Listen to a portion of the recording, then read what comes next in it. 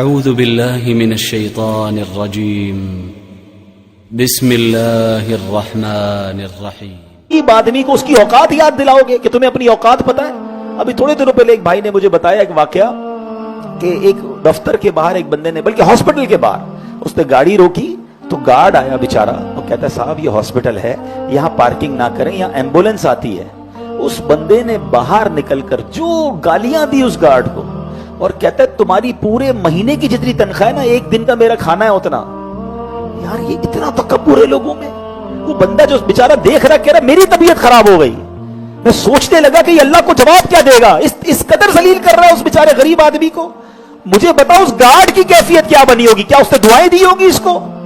ٹھیک ہے وہ نوکری والا آدمی تھا، بیچارہ کچھ نہیں کر سکا۔ اچھا کبھی غصے میں آ کے گارڈ ہاتھ اٹھا لے تو لوگ کہتے ہیں دیکھو اس نے ملازم نے کیا کیا۔ بھائی وہ بھی انسان ہے۔